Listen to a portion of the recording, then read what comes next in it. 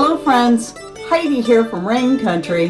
God is good all the time. And I'm here for another Monday this and that video where I talk about several different topics, leading you back to some instructional videos I may have on some of these things I'm talking about, maybe even to answer a question or two. So let's get to the topics of today, starting off with the pumpkins. So this is just one of my 13 pie pumpkins. This is one of the biggest. I got like 3 or 4, I think, about this size. One of the bigger ones is now in here. So what I'm doing now, because how I do this is once I grow my pie pumpkins, that's why they're smaller in size, because I only do pie pumpkins. I will then leave them out until after Thanksgiving because they make a good autumn decor. And then after that, I will start taking care of them. So even though pumpkins can last for a really long time, so can many other types of squash.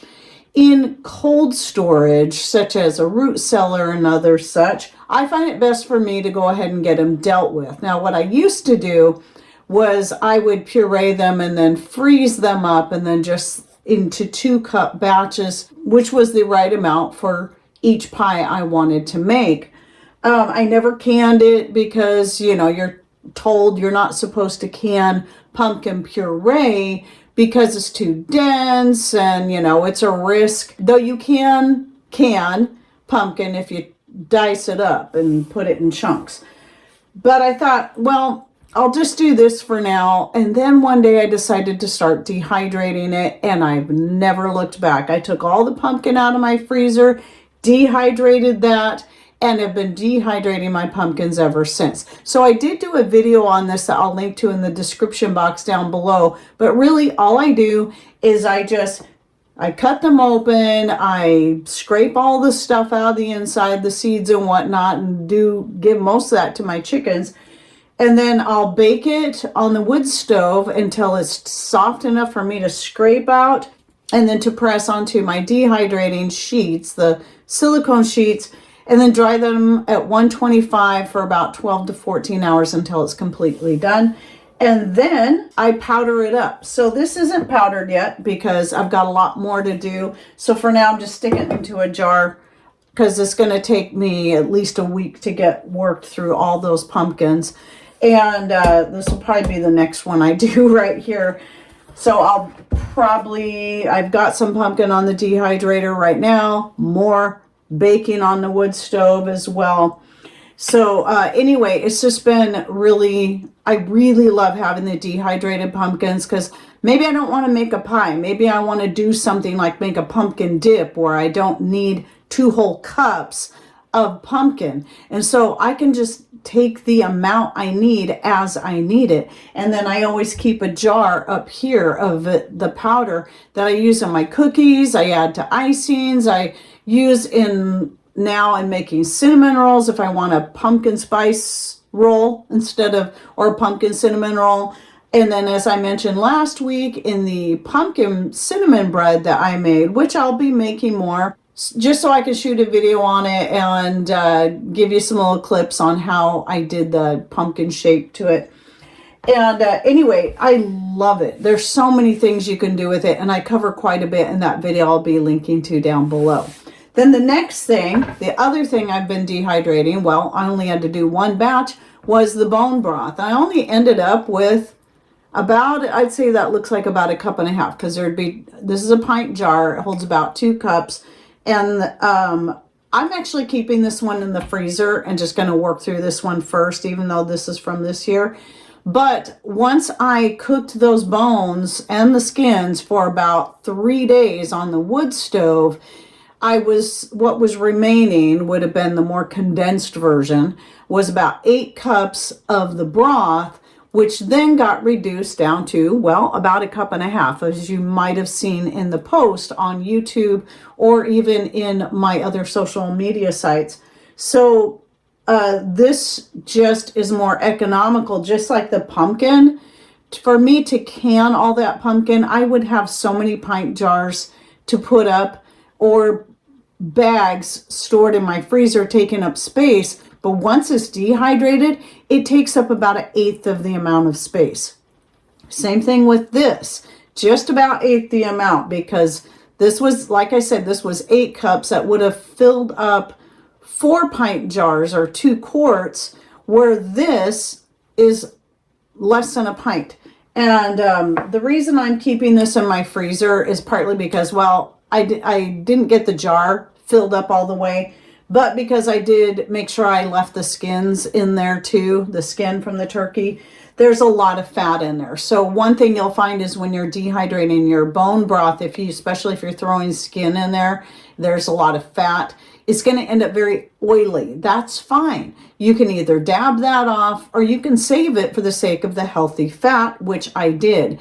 And so in this case, I'm just freezing it and didn't bother vacuum sealing it, and we'll work through it.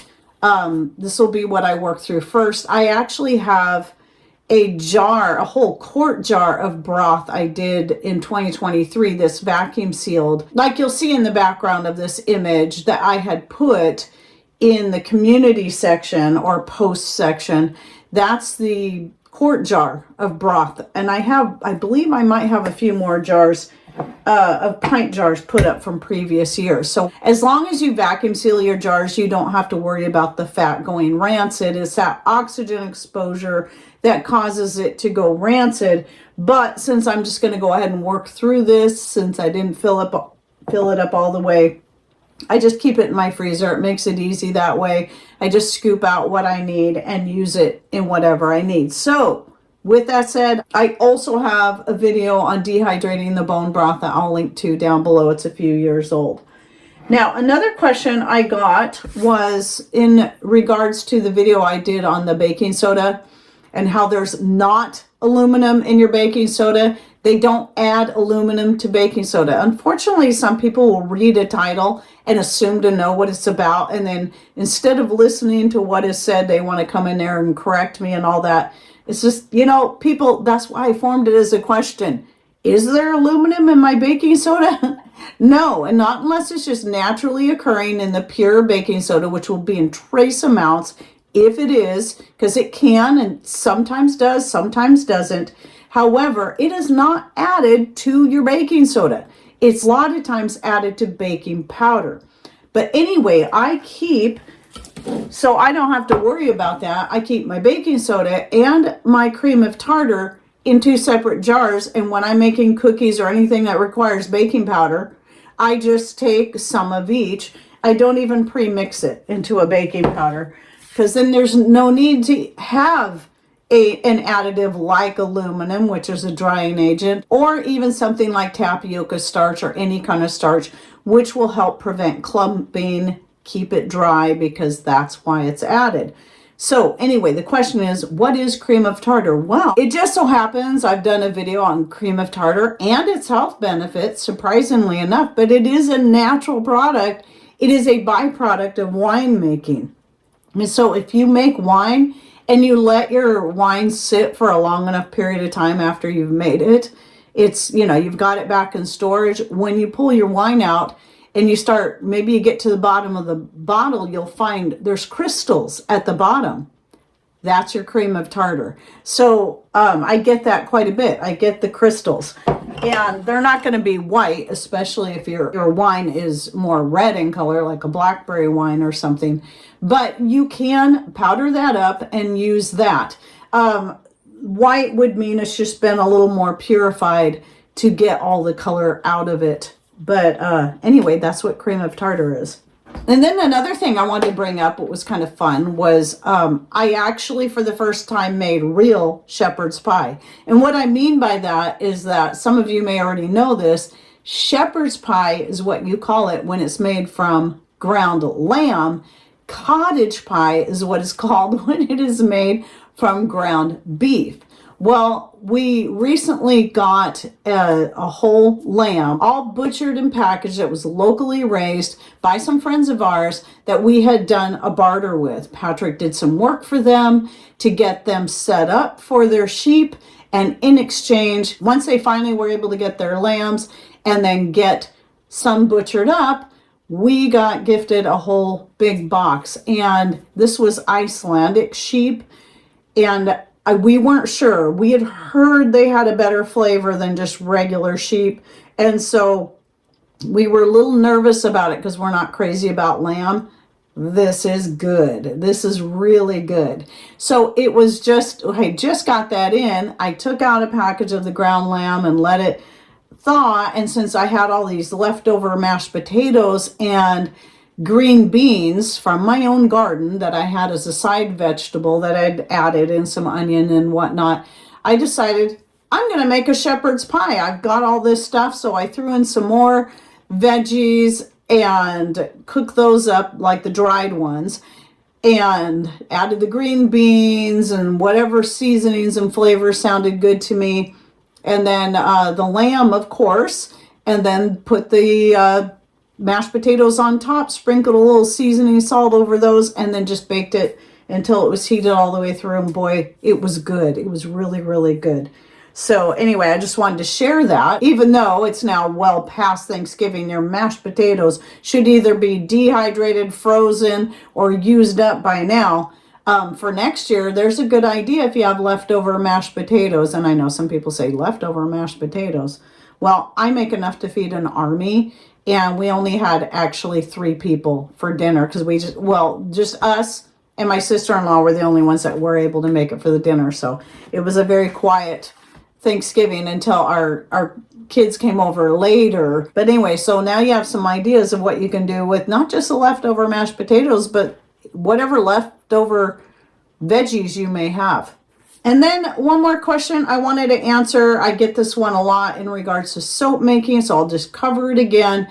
It's one of the most common questions out there whenever anyone is thinking about getting into soap making is, can I make soap without lye? Well, if you want to make soap from scratch, no. But if you want to just do a melt and pour, then yes, you don't have to deal with lye. You can go buy somebody else's plain soap that they made without any fragrance, any color, any herbs added to it. It's just a plain soap that you then just melt it and then add whatever you want to it and then pour it into your molds. So that's the only way I know of making soap without lye, because that is what makes soap. It's a combination of lye and fat. Those are the only 2 things you need. If it's a dry lye, then yes, you have to add water to it. If it's a liquid lye, then you just need those 2. That's all, and you will have soap. So it's a process called saponification.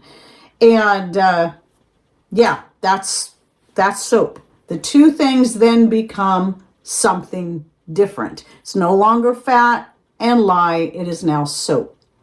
And then it is safe for use. Just like learning how to cook or how to can, well, you're dealing with things that are dangerous. You've got sharp knives, hot stove tops, hot ovens, hot pans, all these different things. You just have to learn how to handle things cautiously, just like anything else in life. And it shouldn't be something that we stay terrified of. Yes, I was scared of it at first too, until I made my first batch of soap. And I'm like, that was a breeze. It's just a matter of taking precautions. Like, you learn how to handle a knife properly. You hold it by the handle. You don't hold it by the blade, etc., etc. So if you'd like to learn more about soap making and how to get started, please check out my playlist. I'll be putting in the description box down below. I think my very first video in there is a fairly simple soap. All I added to it was some dried herbs from my garden, no fragrances. Even when I do add a fragrance, it's only essential oil. I don't use fragrance oils. No colors, none of that. Just plain old soap with some dried herbs. That's it. And anyway, I have a few other recipes I came up with through the years, but basically mine are always pretty simple because I'm not all about spending a lot of time and a lot of money making my soaps fancy schmancy. I just want something to wash myself with. That's it. So I hope you enjoyed my this and that for the week. Any thoughts, ideas you'd like to share or questions, please put them in comments down below. And don't forget to check out the links I'll also be putting in the description box. by clicking on more or show more somewhere down here below the video screen. You might be able to see a link or something, but that's only a part of the description box. To open it all the way to find all of them, you gotta click on the more or show more. Same thing, by the way, goes to my posts in the community section on YouTube. If it's a long enough post, you may not see it all. You gotta click on more. A lot of times I'm giving you links to things in those posts and people are like, well, do you have a video on it? If you click on the more, you'll see the link in there. So don't forget those little steps. Anyway, thanks for watching. Take care and God bless.